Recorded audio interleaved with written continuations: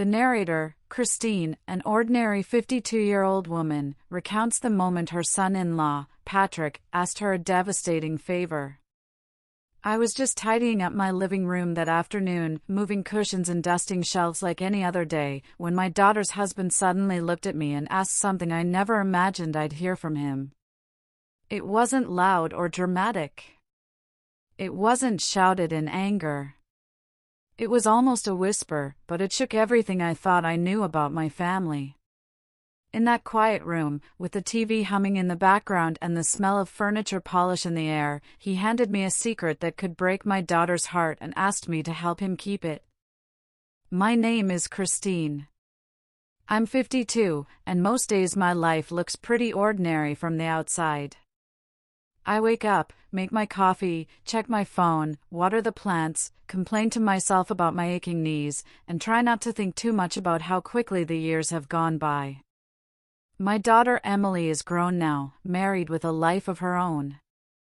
And Patrick, her husband, well, I thought I knew who he was. That particular afternoon, the light was coming in soft through the curtains, that kind of late afternoon glow that makes the dust in the air look like tiny floating stars. The TV was on one of those nature channels, sound low, just for background noise. I had a dish towel thrown over my shoulder, and I was just finishing up when Patrick walked in. He wasn't supposed to be home yet. "Christine," he said, and his voice was flat, hollow. I turned, a dusting cloth still in my hand. His eyes, usually so bright and focused, were tired and bloodshot. Is she coming home soon?" I asked. "No," he said, shaking his head. "She's at a work function. She won't be back for hours." He stood awkwardly, hands shoved into his pockets, looking less like my confident son-in-law and more like a lost boy. Finally, he sat heavily on the edge of the sofa I'd just smoothed out. "I need to ask you something," he began, and his voice broke a little.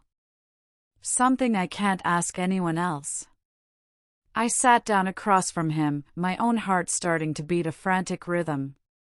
"I messed up, Christine," he confessed, not meeting my eyes. "Terribly. I did something stupid, something selfish, and if Emily finds out, it will destroy her. It will destroy everything we have." He paused, pulling a crumpled tissue from his pocket. "I was drunk at a work event a few weeks ago, and I kissed someone. I felt the air rush out of my lungs. I expected a mundane confession, a financial mistake, perhaps, but this was an earthquake." Before I could process the shock, he lifted his head and looked at me, his eyes pleading. "It was just a kiss, I swear. A mistake I regret more than anything." I ended it immediately. "But the woman works at my office. She sent me a text this morning, threatening to tell Emily everything. Unless I pay her off." He then asked the unthinkable, "I don't have enough cash right now. I need your help. I need you to lend me the money to make this go away. Just until I can get my next bonus. Please. You're the only one who can help me keep this from Emily." He wanted me to become his accomplice, to participate in the silence that would protect my daughter from a devastating truth. Christine struggles with the ethical nightmare of protecting her daughter from her husband's secret.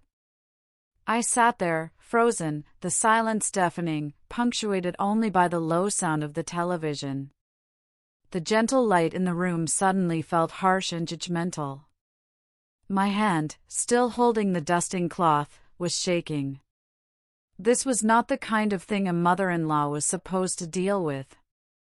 I felt anger, fierce, maternal anger, at this man who had vowed to cherish my daughter and was now asking me to hide his betrayal. "You kissed someone?" I finally whispered, the words tasting like ash. "Patrick, how could you?" He didn't try to defend himself. "I know. I know it sounds awful. It is awful. I was stupid. But please understand, Christine, I love Emily. More than anything. I was drowning that night. I was stressed about the job, the mortgage. That doesn't excuse it, but it explains the mistake. The logic of his explanation was irrelevant. The core issue was the betrayal and the terrifying request he'd placed on my shoulders. I had two options, both equally agonizing. Tell Emily. This would immediately expose his infidelity and his attempt to buy silence. It would save me from lying, but it would shatter Emily's trust, potentially ending her marriage. I knew how much she loved him and how fragile she had been after a miscarriage last year. Could I be the one to inflict that kind of pain? Help Patrick. I would give him the money and become a guardian of his terrible secret. This might save Emily's marriage in the short term, but it meant living with a lie, knowing I was protecting a man who had hurt my daughter. It felt like a betrayal of my own values. The money, I asked, trying to keep my voice steady. How much is she demanding? He told me the amount, and it was substantial. I can pay you back. Every penny. I just need a few months. She'll leave us alone if she gets the money. I closed my eyes. Peace. That was the only thing I truly wanted for Emily. A few quiet years, happiness, stability.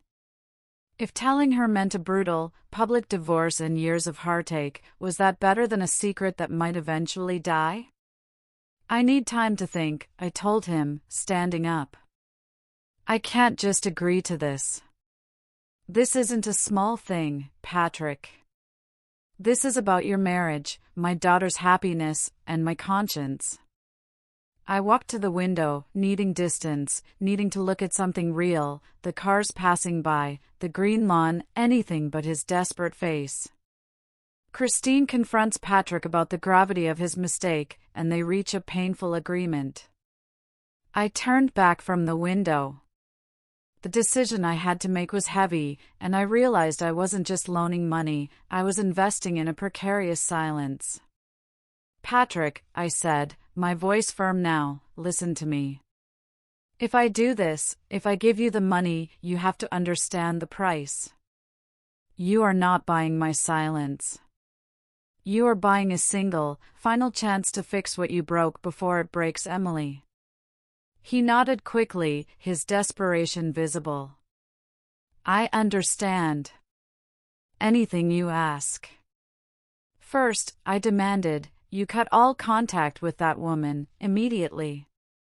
Not just about the money. Every single line of communication. You block her, you ignore her, you act like she doesn't exist. Do you understand? Yes, he assured me. Second, you never, ever let this happen again. I'm not doing this for you, Patrick. I'm doing this for Emily, because I know that sometimes the truth hurts more than the wound itself, and I need peace for her. If you hurt her again, even a little, I will tell her everything myself. I don't care how many years have passed. This is your one redemption card, and you burn it, you burn your whole life. He looked at me, eyes warm, tired. What do you need, Christine? He asked. I need peace, I finally whispered for myself and for Emily. He leaned forward, elbows on his knees, hands clasped tightly. I'll do everything in my power, he said, to make sure she never hurts because of me again. And the sincerity in his voice was so real, so deep, that I found myself believing him despite everything. I sighed and walked over to my desk. I wrote the check, the amount searing itself into my memory. Handing it to him felt like handing him a piece of my own soul.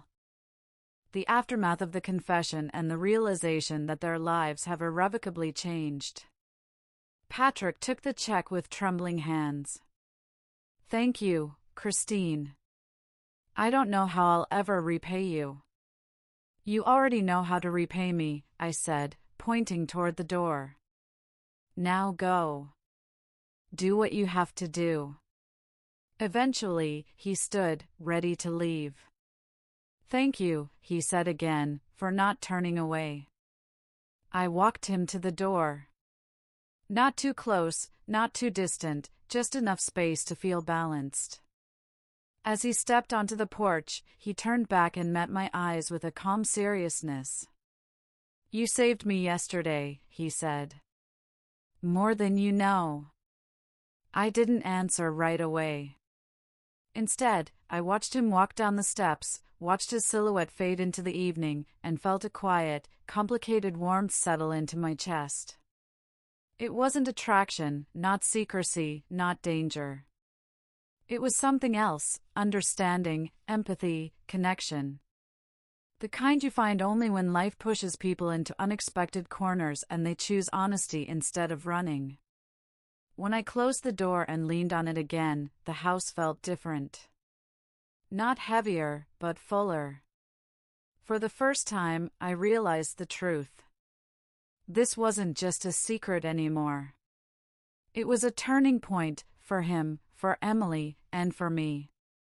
I knew I had made a deal with the devil, but I made it for the love of my daughter.